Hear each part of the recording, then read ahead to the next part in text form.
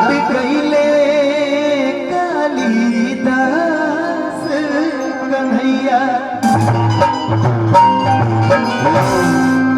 सोनमती माई के दरबार में एगो लड़का का चाहिए माई से, एगो बेटा बेटी का माई से चाहिए। ये चाहिए कि हमेशा धन दौलत का ना चाहिए, चाहिए कि माई और बेटा के रिश्ता बनल रहो। एक ही गो मन बा, एक ही गो दिल बा, आ जवन कुछ भी बा मेहरारू से ना मई से लगल बा।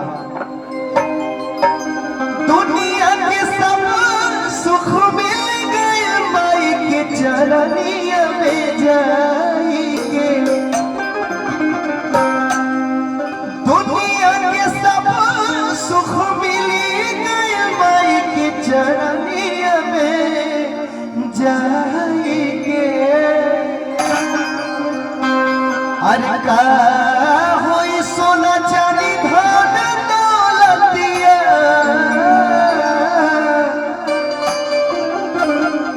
अरे दिलवा लगल देवी माई से। बोलिए सोनमती मैया की बेइज्जती करवाई सब का, दोनों हाथ उठा के लोरियों से लगाई सब है। बोले सोनमती मैया की। दुनिया के सब सुख मिल गए माई के चरनिया में जाई के। दुनिया के सब सुख माई के चरनिया में जाई के। दुनिया के सब सुख मिल गए माई के चरनिया में जाई। माई के गीत गवाता ना तरवा समय जब ताली नहीं बजी पहचान भुला के नहीं समय का पहचानता नहीं ना भौजाई लोग सब लोग पहचानता। आज रंग लगाई सबके भैया इसलिए जामा भोलिया। अरे का होई सोना चांदी, का होई सोना चांदी धन दौलतिया, दिलवा दौलत कतई माई से। का होई सोना चांदी धन दौलतिया, दिलवा दौलत माई से। का होई सोना चांदी दौलतिया, दिलवा दौलत माई से।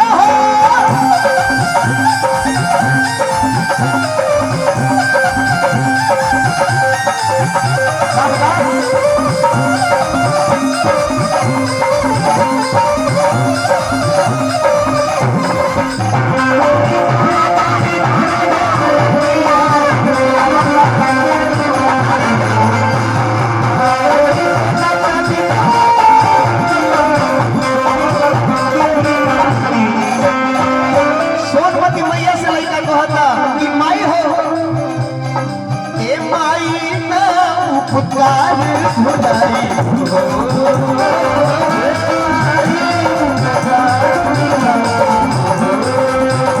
अरे जमुले जी तू न मांगाई हो।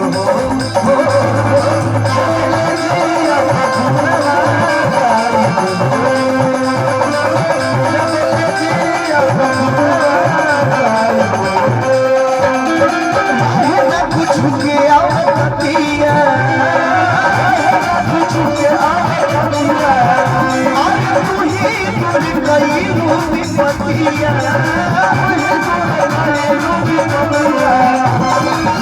कमेटी के सभी लोग मैं चाहता हूँ सुनील भैया आ गए हैं, एक बार उनको लेके मंच पे आ गया सभी लोग। अरे सबके बदनामी सब झमनी हम जाई जाएंगे। सबके बदनामी हम जाई जाएंगे। सबके बदनामी सब झमनी हम जाई जाएंगे।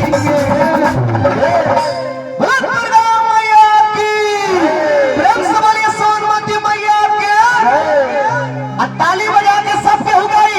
का होई सोना चांदी, का होई सोना चांदी धन दौलती, दिलवा देवी माई से। का होई सोना चांदी धन दौलती, दिलवा देवी माई से। का होई सोना चांदी धन दौलती, दिलवा देवी माई से।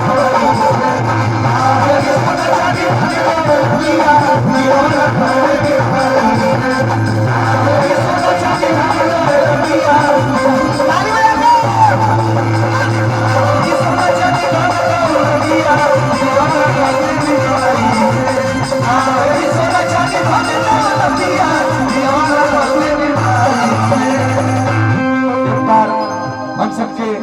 कॉमेडी के बादशाह। जोरदार ताली बजा के सभी लोग स्वागत करिए। जोरदार ताली, क्या बात है। जोरदार ताली।